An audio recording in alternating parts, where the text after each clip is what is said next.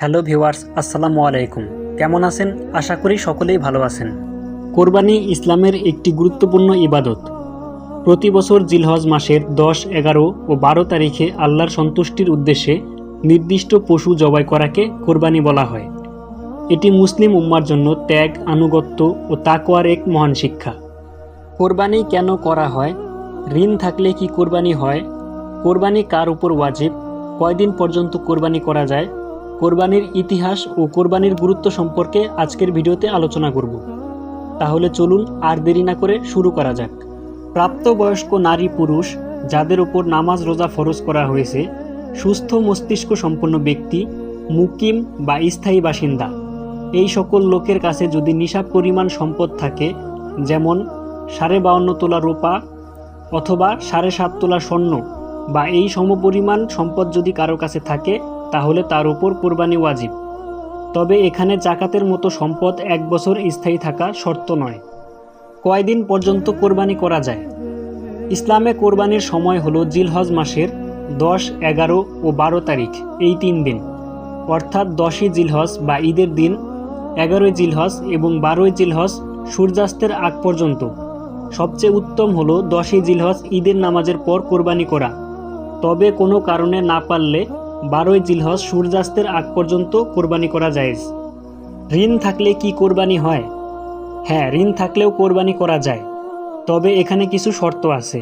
আপনার মোট সম্পদ থেকে মোট ঋণ বাদ দেওয়ার পর যদি আপনার কাছে নিসাব পরিমাণ সম্পদ থাকে, তাহলে আপনার জন্য কোরবানি করা ওয়াজিব। উদাহরণস্বরূপ, ধরুন আপনার কাছে 1 লাখ টাকা আছে এবং আপনার ঋণ 60,000 টাকা, তাহলে আপনার কাছে থাকলো 40,000 টাকা।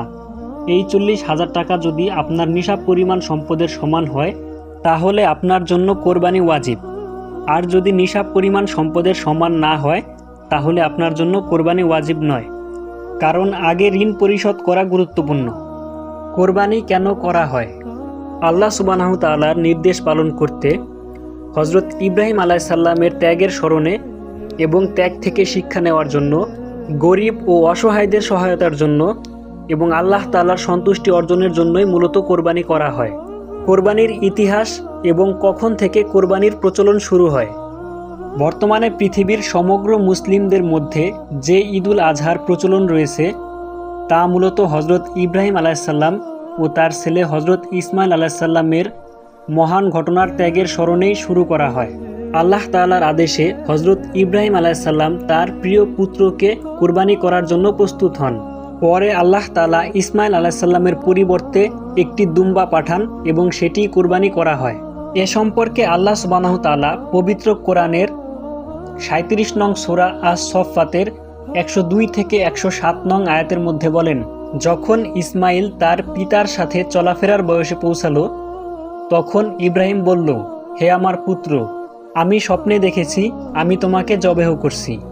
অতঃপর তারা উভয়ে যখন আনুগত্য প্রকাশ করল এবং ইব্রাহিম তাকে কাত করে শুইয়ে দিল, তখন আমি ডাক দিলাম, হে ইব্রাহিম, তুমি তোমার স্বপ্নকে সত্যে পরিণত করেছো, আর আমি তার পরিবর্তে মহান কোরবানির ব্যবস্থা করলাম।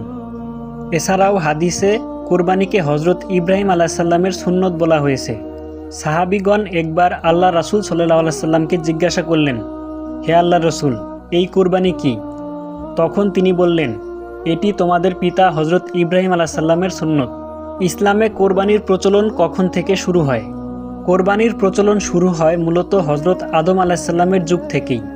এ সম্পর্কে আল্লাহ সুবহানাহু তাআলা পবিত্র কোরআনের 5 নং সূরা মাঈদার 27 নং আয়াতে বলেন, আপনি তাদেরকে আদমের 2 পুত্রের ঘটনা সঠিকভাবে শোনান, যখন তারা উভয়ে আল্লাহর সন্তুষ্টির উদ্দেশ্যে কোরবানি করেছিল। তখন তাদের একজনের কোরবানি গৃহীত হলো এবং অপরজনের কোরবানি গৃহীত হলো না। কাবিলের কোরবানি গৃহীত না হওয়ায় সে তার ভাই হাবিলকে বলল, আমি অবশ্যই তোমাকে হত্যা করব। অপর ভাই হাবিল বলল, আল্লাহ কেবল খোদা ভীরুদের কোরবানিই কবুল করেন। কোরবানি মানুষের মাঝে ত্যাগের মনোভাব সৃষ্টি করে এবং আল্লাহর প্রতি ভালোবাসা ও আনুগত্য প্রকাশ করে। এটি দরিদ্র ও অসহায় মানুষের সাথে আনন্দ ভাগাভাগিরও একটি মাধ্যম।